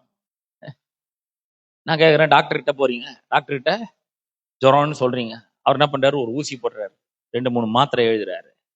மெடிக்கல் ஷாப் போய் இந்த மாத்திரை எல்லாம் வாங்கிட்டு வரீங்க, வாங்கிட்டு வந்து அதுல என்ன இருக்குன்னு கூட நமக்கு தெரியாது. டாக்டர் சொல்லிட்டாரு, இதை போட்டா சரியாயிடும், போங்க, ஒரு நாளைக்கு 3 வேளை, அந்த மாதிரி 3 நாள் சாப்பிடுங்க போங்க சொல்லி அனுப்புறாரு. இது சாப்பிட்டா சரியாயிடும் சொல்லிக்கிறாரு. ஏங்க சரி ஆனாதானே இது சாப்பிட முடியும் நம்ம சொல்றோம். இல்ல சாப்பிடுறோம், முதல்ல அதை முழுங்க கூட முடிய மாட்டேங்குது, பெருசா இருக்குது மாத்திரை, கஷ்டமா இருக்குது, இருந்தாலும் என்ன பண்றோம், முழுங்குறோம். கசப்பா இருக்கு ஆனாலும் முழுங்குறோம். ஏன்னா சாப்பிட்டாதான் சரி ஆகும் சொல்லிக்கிறாரு. நான் சொல்றேன், இதை பேசினதான் சரி ஆகும் உங்க வாழ்க்கை. அப்ப என்ன பண்ண, பேச ஆரம்பிக்கணுங்க, கரெக்டா பேச ஆரம்பிக்கணும், சொல் தவறாமல் இருக்க வேண்டும். இந்த வசனத்தை எடுத்து நம்முடைய வாயில வைத்து அதை இருதயத்தினால், வாயில வச்சு இருதயத்தை அதனால என்ன பண்ண வேண்டும், நிரப்ப வேண்டும், மனதை அதனால புதுப்பிக்க வேண்டும். ஆமா, நிறைய சவால் வரும் தான், நம்ம பேச ஆரம்பிக்கும் பொழுது சில சிக்கல்கள் வரும் தான். நம்ம கூட வண்டியை ஸ்டார்ட் பண்ணி, காரை ஸ்டார்ட் பண்ணி வரும்பொழுது அப்படியே நேரம் வந்துருமா, யாருமே வரமாட்டேன்றாங்களா குறுக்க, இல்ல நிறைய பேர் வராங்க, சிக்னல் விழுது, கார் வருது, இன்னொரு கார் வருது, இன்னொரு லாரி வருது, ஒரு பக்கம் பஸ் வருது, இன்னொரு பக்கம் குறுக்க 2 வீலர் இடத்துல வந்து நிக்க வைக்கிறான், சண்டை போடுறான், நாமளும் உள்ள இருந்தே கத்துறோம். ஆனாலும் என்ன பண்றோம், எல்லாத்தையும் பண்ணி முடிச்சுட்டு மறுபடியும் ஸ்டார்ட் பண்ணி காரை தூக்கி என்ன பண்றோம், அந்த கியரை போட்டு அந்த திசையில என்ன பண்றோம், செலுத்த ஆரம்பிக்கிறோம். நான் சொல்றேன், எவ்வளவு தடைகள் வந்தாலும் சரி, எவ்வளவு பிரச்சனைகள் வந்தாலும் சரி, எவ்வளவு வித்தியாசமான சம்பவங்கள் நடந்தாலும் சரி வாழ்க்கையில, இதை சொல்றதை விடவே கூடாதுங்க. நான் உங்களுக்கு சேலஞ்சா பண்றேன், நான் உங்களுக்கு சவால் விடுறேன். நான் இதை சொல்லி பாருங்க, வாழ்க்கை ரொம்ப நல்ல திசையை நோக்கி செல்ல ஆரம்பிக்கும். பொழுது அன்னைக்கு நம்ம வேற மாதிரி பேசிட்டு ஒண்ணுமே நடக்க மாட்டேங்குதுங்க, அற்புதமே நடக்க மாட்டேங்குதுன்னு சொல்லிட்டு நடக்காது, அவ்வளவுதான். ஏன்னா அந்த வாயை என்ஜின் மாதிரி ஆக்கிட்டு இருக்கிறாரு. என்ஜினை ஸ்டார்ட் பண்ணியாச்சு, ஃபியூல போட்டாச்சு, பேசுனீங்கன்னா அந்த திசையை நோக்கி போக ஆரம்பிக்குது. அப்ப என்ன பண்ணோம், கர்த்தர் என்ன ரொம்ப நல்லா வச்சிருக்கிறாங்க, நான் நல்லா இருக்கிறேன், சூப்பரா இருக்கிறேன், கர்த்தர் என்னோட கூட இருக்கிறார், எனக்கு உதவி செய்யறேன்னு சொல்லியிருக்கிறார். அவர் நிச்சயமா உதவி செய்வார், என் கூட தான் அவர் இருக்கிறார், என்னை விட்டு விலக மாட்டேன், என்னை கைவிட மாட்டேன்னு அவர் சொல்லி இருக்கிறாரு. அவரை நான் நம்புறபடினால் நான் வெட்கப்பட்டு போகவே மாட்டேன், அவரை என் வலது பார்சத்தில் இருக்கிறபடினால் நான் அசைக்கப்படுவதே இல்லை. அவர் என் கூட இருக்கிறாரு. என் வாழ்க்கை வெற்றியை நோக்கி சென்று கொண்டிருக்கிறது, என் வாழ்க்கை செழிப்பை நோக்கி சென்று கொண்டிருக்கிறது, என் வாழ்க்கையில சுகமும் ஆரோக்கியமும் பலனும் ஜீவனும் நல்வாழ்வு உண்டாகும், வெற்றியும் ஜெயமும் என்னுடையது. என்னை பலப்படுத்துகிற கிறிஸ்துவினால எல்லாவற்றையும் செய்ய எனக்கு பலன் உண்டு, அவரே என்னுடைய பலனா இருக்கிறார். இப்படியே சொல்லினே இருங்களேன். இவ்வளவு நாள் வேற வேற மாதிரி பேசி ஒண்ணும் ஆகல தானே, இப்ப நான் சொல்ற மாதிரி பேசுங்க. கர்த்தர் சொல்லி இருக்கிறாரு, குதிரையை பாரு, கப்பலை பாரு, அவன் போகும் அவைகளை நடத்துகிறவன் போகும்படி யோசிக்கும் இடம் எதுவோ. ஒரு இடத்தை யோசிங்க, எங்க போகணும்னு நீங்க யோசிக்கிறீங்களோ அதுக்கேத்த மாதிரி நீங்க பேச ஆரம்பிக்கணும், அதுக்கேத்த மாதிரி பேச ஆரம்பிக்கணும். சிலர்லாம் என்ன பண்றது, கார்ல பெட்ரோல் போடுறதுக்கு பதிலா வேற எதையாவது போடுறது. என்னங்க, நானே காலையில எழுந்து கஞ்சி தான் குடிக்கிறேன், கார் ஓடாதா, கஞ்சி ஊத்தினா ஓடாதா, நானே பெப்சி தாங்க குடிக்கிறேன், பெப்சி ஊத்தி ஓட வைக்கிறேன், இல்ல ஓடாது. ஏன்னா உருவாக்குறவர் சொல்லுகிறாரு, அந்த காரை உண்டாக்குனவர், என்ஜினை உண்டாக்குனவர் சொல்ல பெட்ரோல் போட்டா தான் இது ஓடும், டீசல் போட்டா தான் ஓடும். அப்ப அதை போடணும். இவர் சொல்லுகிறார், கடவுளோட வார்த்தை எடுத்து வாயில வச்சு பேசி அதனால இருதயத்தை நிரப்பி இதனால மனதை புதுப்பித்து எங்க போகணும்னு யோசிக்கிறீங்களோ அதுக்கேற்ற மாதிரி பேசினாதான் அங்க போக முடியும்னு அவர் சொல்லிட்டாருங்க. நம்ம போய் பெட்ரோல் போடுறதுக்கு பதிலா கஞ்சியை ஊத்தி, கார குழம்பு ஊத்தி, பெப்சியை ஊத்தினா என்ஜின் கெட்டு போயிடும், அவ்வளவுதான். எங்கேயுமே போக முடியாது, நகராது வண்டி. நிறைய பேர் வேற வேற காரியங்களை போட்டுட்டு இருக்காங்க உள்ள. பக்கத்து வீட்டுக்கார் சொல்றது, எதிர் வீட்டுக்கார் சொல்றது, வயிற்று வலிக்குதான் சீக்கிரமா போய் பாத்துருங்க, ஸ்கேன்லாம் எடுத்துருங்க, நானும் அப்படிதான் விட்டுட்டேன், கடைசியில கேன்சர் வந்துடுச்சு, செத்தே போயிட்டாரு அவரு, இதெல்லாம் சொல்றாங்க பாருங்க. நிறைய ஃபியூல் போடுறாங்க, நமக்கு நம்ம வண்டிக்கு அவங்க பெட்ரோல் போட்டுன்னு இருக்காங்க, வேற வேற மாதிரி பெட்ரோல்னா உண்மையான பெட்ரோல் இல்ல, வேற வேற போட்டுட்டே இருக்காங்க. ஜாக்கிரதையா இருங்க, இதை பண்ணுங்க அதை பண்ணுங்க. கர்த்தர் சொல்றதை பண்ணணும். அப்ப மட்டும்தான் விடுதலை. வேற எதுலயும் விடுதலை கிடையாது. அப்ப எங்க போகணும்னு யோசிக்கிறோமோ அதுக்கேத்த மாதிரி பேசணும். பொழுதன்னைக்கும் வியாதியை பேசிட்டு எனக்கு இது நல்லா இல்லைங்க, அது நல்லா இல்லைங்க, உடம்பே ஒரு மாதிரி இருக்குதுங்க, தலை வலிக்குதுங்க, இடுப்பு நோவுதுங்க, கால் நடக்க முடியலங்க, ஒரே ஜுரம் அடிக்கிற மாதிரி இருக்குங்க, டயர்டா இருக்குங்க, காலையில ஏஞ்சிக்கவே முடியலங்க, கண்ணே திறக்கும், இப்படியே பேசிட்டு சுகத்துல வாழணும்னா முடியுமா? கண்டிப்பா முடியாது. எனக்கு தெரிஞ்சு கண்டிப்பா முடியவே முடியாது. சுகத்துல வாழணும்னா சுகத்தை பேச வேண்டும். கர்த்தர் என்னோட பரிகாரியாகிய கர்த்தராய் இருக்கிறார். அவர் என்ன அப்பத்தின் தண்ணீரையும் ஆசீர்வதிக்கிறார். வியாதி என்னை விட்டு விலக்குவார். ஆயுசு நாட்களை பூர்ணப்படுத்துகிறார். கர்த்தர் சகல நோய்களும் என்னை விட்டு விலக்குறார். என் சுக வாழ்வு சீக்கிரத்துல துளிர்க்கும். பாருங்க எவ்வளவு இருக்கு. அவர் கிரமங்களை எல்லாம் மன்னித்து நோய்களை எல்லாம் குணமாக்கி இருக்கிறார். அதுல வச்சு பேசிட்டே இருக்கணும். பேச பேச பேச உடனே ஒண்ணுமே நடக்காம இருக்கலாம். ஆனா அந்த திசையை நோக்கி இந்த கப்பல் செல்ல ஆரம்பிக்கிறது. அந்த திசையை நோக்கி விமானம் செல்ல ஆரம்பிக்கிறது. அந்த திசையை நோக்கி இந்த குதிரை செல்ல ஆரம்பிக்குது, கார் செல்ல ஆரம்பிக்குது. அந்த எங்க போனோம்னு யோசிக்கிறோமோ அதுக்கேத்த மாதிரி பேசணுங்க. கண்டிப்பா நான் கேட்கிறேன், உங்க வாழ்க்கையில என்ன நடக்கணும்னு விரும்புறீங்க? உங்க வாழ்க்கை நல்லா இருக்கணும்னு விரும்புறீங்கன்னா நான் நல்லா இருக்கிறேன்னு முதல்ல சொல்லுங்க. நான் நல்லா இருக்கிறேங்க, நான் ஆசீர்வதிக்கப்பட்டவனா இருக்கிறேன், குறை ஒண்ணும் என்னுடையது கிடையாது. ஏன் இதெல்லாம் பேசவே கூடாதுன்னு சொல்றேன்னா, வேதாமம் சொல்லுது மத்தேயு சுவிசேஷம் 6ஆம் அதிகாரத்துல 24, 25 வசனங்கள்ல நாம வாசிக்கும் பொழுது, எண்ணத்தை குடிப்போம், எண்ணத்தை உண்போம், எண்ணத்தை புசிப்போம் என்று உடைக்காக உணவுக்காக கவலைப்படாதிருங்கள். ஆங்கில வேதாமத்துல எப்படி இருக்குன்னா, don't take a thought by saying, சொல்றது மூலமா அந்த எண்ணத்தை எடுத்துக்கொள்ளாதீர்கள். சொன்னா அந்த எண்ணத்தை எடுத்துக்கிறோம், நம்முடையது ஆக்கி கொள்றோம். வாயை திறந்து சொல்லிட்டா அந்த எண்ணத்தை நம்முடைய எண்ணமாக மாற்றிக்கொள்ளுகிறோம். அதனால அதை வாயை திறந்து சொல்லாம இருக்கிறது ரொம்ப நல்லது. சொல்லக்கூடாது. அது அப்ப என்னங்க, எந்த கஷ்டத்தையும் சொல்லக்கூடாது? சொல்லக்கூடாது, சொல்லாதீங்க. இவ்வளவு நாள் சொல்லி ஏதாவது நடந்ததா? ஒண்ணும் நடக்கல, அப்ப விட்டு தள்ளுங்க. அதை நான் சொல்றதை கேளுங்க. அவர் சொல்லி இருக்கிறாரு, கப்பல்களையும் பாருங்கள், அவைகள் மகா பெரியவளா இருந்தாலும் கடுங்காற்றினால் அடிபட்டாலும் அவைகளை நடத்துகிறவன் போகும்படி யோசிக்கும் இடம் எதுவோ அவைகளுக்கு நேராக சிறிய சுக்கானாலே திருப்புகிறான். பிரியமானவர்களே, நான் உங்களுக்கு சொல்றேன், உங்க வாழ்க்கையை நீங்க விரும்புகிற திசைக்கு, நீங்க விரும்புகிற துறைமுகத்துக்கு அனுப்புறதுக்கும் செல்ல வைக்கிறதுக்கும் கடவுள் உங்களுக்கு ஒரு அற்புதமான கருவியை கொடுத்திருக்கிறார். அந்த கருவி பேர் தான் நாவு.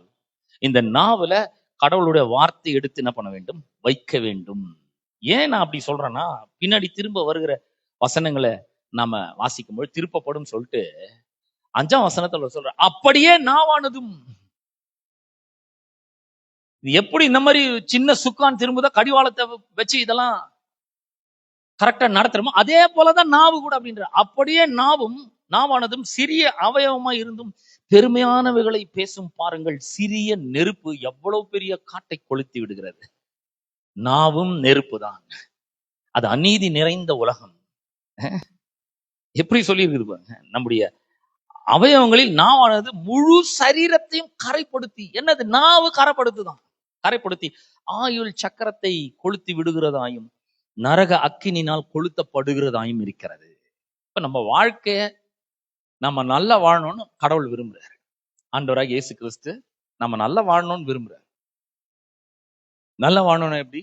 எல்லாத்துலயும் நம்ம வெற்றி பெறணும். கடவுள் நம்முடைய வாழ்க்கையில வச்சிருக்கிற நோக்கங்கள், திட்டங்கள் எல்லாவற்றையும் நம்ம அறிந்து கொண்டு அதை செயல்படுத்தி அதுல மாபெரும் வெற்றியை நாம் அடையணும். நல்ல நிலைக்கு வரணும், பொருளாதாரத்துல நல்ல நிலைக்கு வரணும், சுகத்துல நல்லா வரணும், குடும்ப வாழ்க்கையில நல்லா வரணும், எதிர்காலம் நல்லா இருக்கணும். அப்படி நல்லா எல்லாம் வாழணும்னு வச்சிருக்கிறாரு.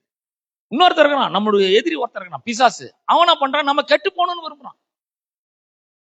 நம்ம கெட்டு போகணும்னு விரும்பும்போது அவன் வேற ஒண்ணும் பண்றது இல்ல, நரகத்துல இருந்து ஒரு நெருப்பெட்டினது லேசா என்ன பண்றான், வாயில நாக்கில வச்சிடறான். இந்த நரக அக்கினினால கொளுத்தப்படுகிற நாவு. நாவு நெருப்பு தான் பாருங்க. நெருப்பு மாதிரி வார்த்தைகள் கொண்டு வந்து வச்சிடறான். பல நேரங்கள்ல நம்முடைய வீட்டுல சண்டை நடக்குது பாருங்க, குடும்பமே பத்தி எரியிற மாதிரி இருக்குது. சிலர் பேசும்போது சொல்றோம், நம்மளே சொல்லியிருக்கோம், எதுக்கு நெருப்பள்ளி கொட்டுற மாதிரி பேசுறது நெருப்பள்ளி கொட்டுற மாதிரி இருக்கோங்க. உங்களுக்கு புரியுமா? உங்களுக்கு புரியுதான்னு உங்களுக்கு நான் சொல்றது, எதுக்கு நெருப்பள்ளி கொட்டுற மாதிரி பேசுறேன்? ஏன்னா நாவு நெருப்பு மாதிரி, அது காயப்படுத்துகிறதா இருக்கிறது.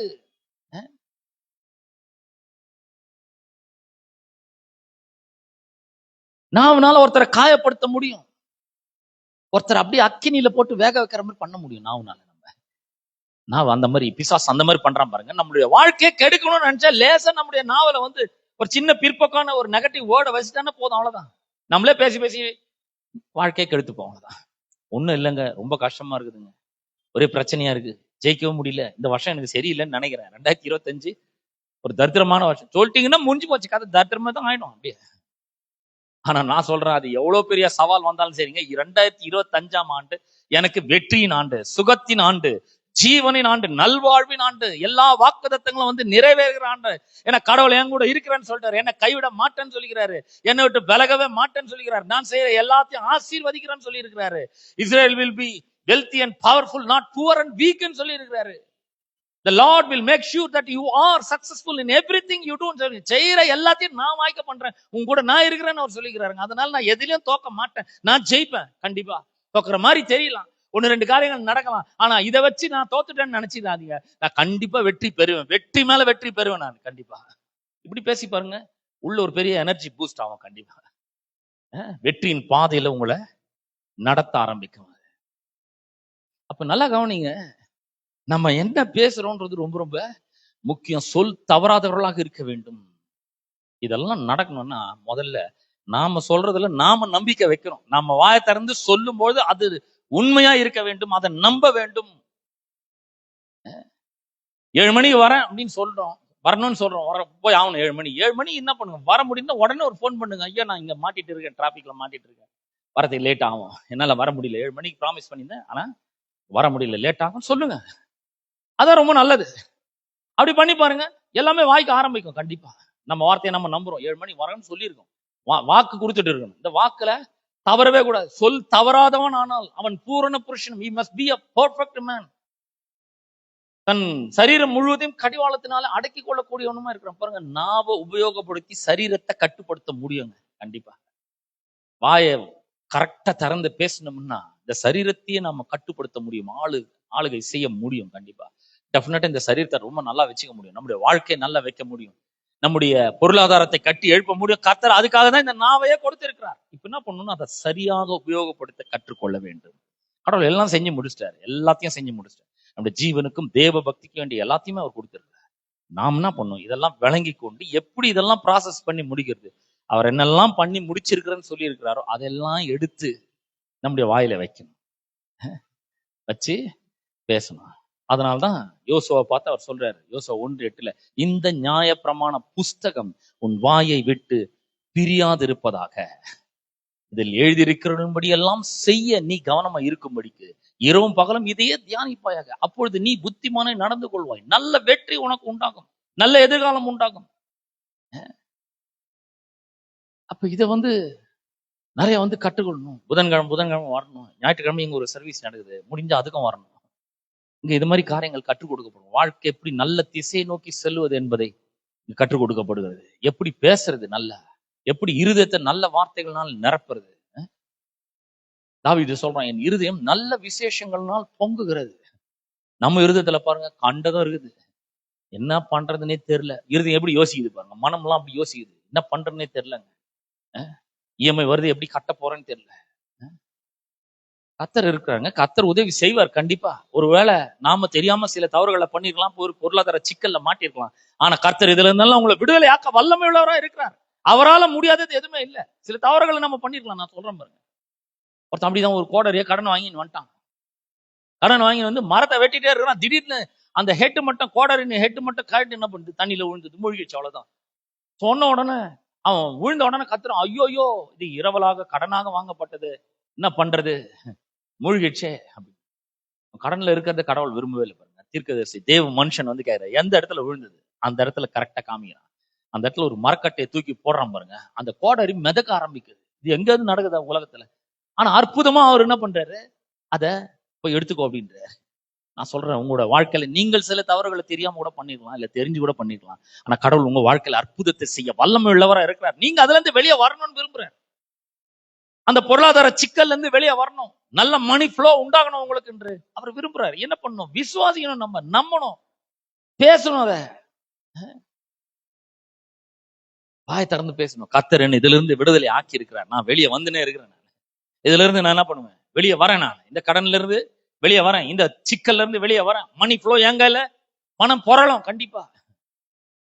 நம்ம என்ன சொல்றோம், யாராவது நம்மகிட்ட ஒரு 1000 ரூபாய் கொடுங்க கேட்டாங்க, ஒண்ணும் இல்லைங்க, நானே ரொம்ப கஷ்டத்துல இருக்கிறேன், ஒண்ணும் கிடையாது அப்படின்றோம். நான் சொல்றேன், நம்ம எல்லாம் நல்ல நிலைமைக்கு வர வேண்டும் என்று கர்த்தர் விரும்புறார். அதுக்கு வேண்டிய எல்லாத்தையும் அவர் பண்ணி வச்சுக்கிறாரு. இப்ப என்ன பண்ணும், அதை விசுவாசிக்கணும். நான் ஆசீர்வதிக்கப்பட்டவன்.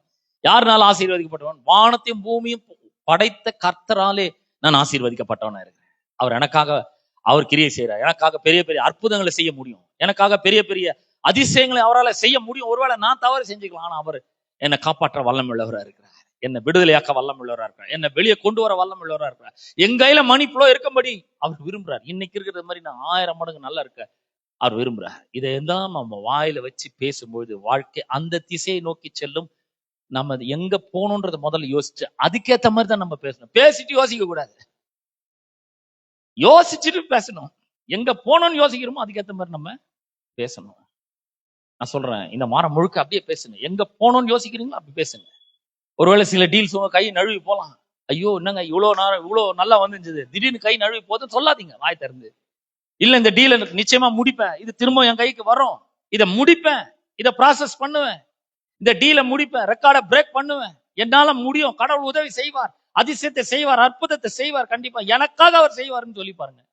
கண்டிப்பா வாசல்கள் திறக்க, அனுகூலமான பெரிய கதவுகள் உங்களுக்காக நிச்சயமாக திறக்க, உங்களுக்காக தேவ தூதர்கள் ஆயத்தமாய் காத்து கொண்டு இருக்கிறார்கள். ஆமென். அதெல்லாம் எப்படின்னு அடுத்த வாரத்துல பார்ப்போம். அடுத்த வாரம் வாங்க, இன்னும் கொஞ்சம் சொல்லித்தரேன். கர்த்தர் உங்களை ஆசீர்வதிப்பாராக. நீங்க செய்யற காரியங்கள் எல்லாவற்றையும் வாய்க்க செய்வாராக. அதுல எல்லாம் வெற்றி பெற அவர் உதவி செய்வாராக. நம்ம யாரும் எழுந்திருப்போம். கர்த்தர் உங்களை ஆசீர்வதிப்பார். எல்லாரும் எழுந்திருப்போம். கேட்ட சத்தியத்திற்காக கடவுளுக்கு நன்றி செலுவோம். அன்பின் பிதாவே, உம்முடைய குமாரனாகிய இயேசு கிறிஸ்துவின் நாமத்திலே உம்மண்டை நாங்கள் வருகிறோம். அற்புதமான மனம் மகிழ்ச்சி நாளுக்காக உமக்கு நன்றி செலுத்துறோம். எங்கள் தேவாதி தேவன், கர்த்தாதி கர்த்தர், நல்லவரும் நன்மை செய்கிறவருமா இருக்கிறீர். அதற்காக உமக்கு நன்றி செலுத்துகிறேன். கர்த்தாவே, இன்றைக்கு நாங்கள் கேட்ட சத்தியத்திற்காக உமக்கு நன்றி செலுத்துகிறோம். கர்த்தர் எங்களை நினைத்திருக்கிறார். அவர் எங்களை ஆசீர்வதித்திருக்கிறார். வானத்தின் பூமியும் உண்டாக்கின கர்த்தராலே, படைத்த கர்த்தராலே நாங்கள் ஆசீர்வதிக்கப்பட்டவர்களா இருக்கிறோம். எங்க வாழ்க்கையில் இவ்வளோ ஆசீர்வாதத்தை நீர் வைத்திருக்கும் பொழுது நாங்க ஏன் இப்படிப்பட்ட ஒரு தரித்திர வாழ்க்கையை வாழணும்? கடன்ல ஏன் வாழணும்? ஆண்டவரே, வாழவே கூடாது. இதை இன்றைக்கு நாங்கள் டிசைட் பண்றோம். எங்கள் ஜீவனுக்கும் தேவ பக்திக்கும் வேண்டிய எல்லாவற்றையும் நீர் உம்முடைய தெய்வீக சக்தியின் மூலமாக எங்களுக்கு தந்து அருளி இருக்கிறீர். எல்லாம் வாக்குத்தத்தத்தின் வடிவில் இருக்கு, வார்த்தையின் வடிவில் இருக்கு. இதெல்லாம் நாங்கள் எடுத்து எங்க வாழ்க்கையில பேச எங்களுக்கு உதவி செய்யும்படியா நாங்கள் செபிக்கிறோம். ஆண்டவரை கர்த்தாவையுமே ஸ்தோத்தரிக்கிறோம். இயேசுவின் நாமத்தினாலே நாங்கள் சொல் தவறாதவர்களா இருக்க விரும்புகிறோம். பூரண புருஷனா இருக்க விரும்புகிறோம். ஆண்டவரை சரீரம் முழுவதையும் கடிவாளத்தினாலே அடக்கிக் கொள்ளக்கூடியவர்களாய் நாங்கள் இருக்க விரும்புகிறோம். ஆண்டவர் எங்களை உதவி செய்வீராக. பரிசுத்த ஆவியானவர் எங்களை உதவி செய்யட்டும். கடவுளுடைய வார்த்தை எங்களை உதவி செய்யட்டும்.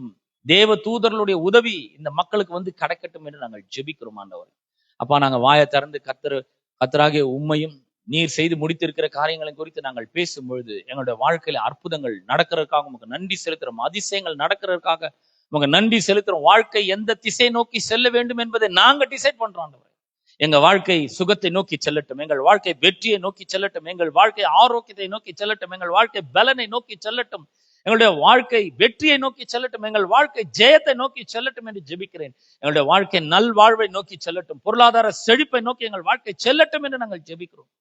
எங்க போகும்படி யோசிக்கிறோமோ அதுக்கேற்ற மாதிரி நாங்க பேச எங்களுக்கு உதவி செய்யும்படியா நாங்கள் ஜெபிக்கிறோம். ஆண்டவரை வேற மாதிரி பேசிட்டு இது நடக்கணும்னு விரும்பினா அது நடக்காது. இதை நாங்க இன்னைக்கு விளங்கிக்கணும். ஆண்டவர் நாங்க எங்க போகணும்னு விரும்புறோமோ அதுக்கேற்ற மாதிரி நாங்கள் பேச எங்களுக்கு உதவி செய்வீராக. அப்படி பேசும்பொழுது ஆண்டவரே அந்த திசையை நோக்கி இவர்களுடைய வாழ்க்கை செல்லட்டும், அற்புதங்கள் நடக்கட்டும், அதிசயங்கள் நடக்கட்டும். ஆண்டவரே இயற்கைக்கு அப்பாற்பட்ட கதவுகள் சூப்பர் நேச்சுரல் இவர்களுக்கு திறக்கட்டும் என்று ஜெபிக்கிறேன். பொருளாதார விடுதலையை பேசுகிறேன். In the name of Jesus, I declare a supernatural miracle take place in their lives, oh Father. In the name of Jesus, I bless the Merlum company, Father. I bless every VPs, Father. I bless each and every employees, oh Father. ஒவ்வொருவரையும் ஆண்டவரை நீர் ஆசீர்வதிப்பீராக. அவர்களுக்கு இருக்கிற எல்லா மனசோர்வுகளையும் நீர் நீக்கி போடுவீராக. விரக்திகள் இருந்து அவர்கள் வெளியே வரட்டும் என்று ஜெபிக்கிறேன். இந்த கம்பெனி நன்றாக போகட்டும் என்று ஜெபிக்கிறேன். ஆண்டவரே அவர்கள் சேல்ஸ் நல்ல இன்க்ரீஸ் ஆகட்டும் என்று ஜெபிக்கிறேன். மெர்லம் கம்பெனி மேல இன்க்ரீஸை பேசுகிறேன். இயேசுவின் நாமத்தினாலே இந்த கம்பெனி வளர்ந்து பெருகட்டும் என்று ஜெபிக்கிறேன். இதில் இருக்கிற ஒவ்வொருவரும் செல்வந்தர்கள் ஆகட்டும் என்று ஜெபிக்கிறேன். ஆண்டவர் இயேசுவின் நாமத்தினாலே இதுல இருக்கிற விபிஸ்கெல்லாம் நல்ல விஸ்டத்தையும் அண்டர்ஸ்டாண்டிங் நாலேஜும் தருவீராக. ஆண்டவர் ஒவ்வொரு ஸ்டாஃபுக்கு ஆண்டவரே விஸ்டம் நாலேஜ் அண்டர்ஸ்டாண்டிங் உண்டாகட்டும் என்று ஜெபிக்கிறேன். வெற்றிகரமாக அவர்கள் செய்யட்டும் என்று ஜெபிக்கிறேன். ஆண்டவரே ஒவ்வொருவருக்காக நான் ஜெபிக்கிறேன். ஒவ்வொருவரும் நீர் ஆசீர்வதிப்பீராக, பெருக செய்வீராக. ஆண்டவர் இயற்கைக்கு அப்பாற்பட்ட அற்புதங்கள் அதிசயங்கள் இவர்களுடைய வாழ்க்கையில நடக்கிறதுக்காக உமக்கு நன்றி செலுத்துகிறோம். தொடர்ந்து இவர்களை ஆசீர்வதியும். ஆண்டவரை வருத்தத்தோடு, பாரத்தோடு, கண்ணீரோடு, கவலையோடு வந்திருக்கிற ஒவ்வொருவருக்காக ஜெபிக்கிறேன். வாழ்க்கையை குறித்தும் எதிர்காலத்தை குறித்தும் பயத்தோடு வந்திருக்கிற ஒவ்வொருவருக்காக ஜெபிக்கிறேன். பயங்கள் நீங்கட்டும். பயம் வேதனை உள்ளது என்று சொல்லியிருக்கிறீர். பூரண அன்பு பயத்தை புறம்பே தள்ளும் என்று சொல்லியிருக்கிறீர். இயேசுவின் நாமத்தினால் ஆண்டவரே பயங்கள் நீங்குகிறதற்காக உங்களுக்கு ஸ்தோத்திரம். தைரியமும் திட நம்பிக்கையும் விசுவாசமும் உள்ளே உண்டாகிறதற்காக உங்களுக்கு நன்றி செலுத்துகிறோம். தொடர்ந்து மக்களை ஆசீர்வதியும். தேவையோடு வந்திருக்கிற ஒவ்வொருவருக்காக ஜெபிக்கிறேன். அவருடைய தேவைகளை எல்லாம் நீர் அற்புதமாக சந்திக்கும்படியே ஜெபிக்கிறேன். ஆண்டவர் வியாதிகள் நீங்கி சுகம் உண்டாகட்டும் என்று நாங்கள் ஜெபிக்கிறோம். வேதனை நீங்கி சந்தோஷம் உண்டாகட்டும், சமாதானம் உண்டாகட்டும் என்று ஜெபிக்கிறேன். நல்வாழ்வு அவர்களுக்கு உண்டாகட்டும் என்று ஜெபிக்கிறேன். வெற்றியின் ஜெயத்தை அவர்கள் பேசட்டும், வெற்றியின் ஜெயத்தை வாழ்க்கையில் எடுக்கட்டும் என்று நான் ஜெபிக்கிறேன். ஆண்டவர் தொடர்ந்து அவர்களை ஆசீர்வதி. இயேசுவின் நாமத்தில் ஜெபிக்கிறோம் பிதாவே, ஆமென். நம்முடைய கர்த்தராகிய இயேசு கிறிஸ்துவின் கிருபையும் பிதாவாகிய தேவனுடைய அன்பும் பரிசுத்த ஆவியானுடைய ஐக்கியமும் பாதுகாப்பும் வழிநடத்தும் இன்று என்றும் சதா காலங்களிலும் நம் அனைவரோடும் என்றும் இருப்பதாக. ஆமென். ஆமென். God bless you all. கர்த்தர் உங்களை ஆசீர்வதிப்பார். சமாதானத்தோடு சென்று வாருங்கள்.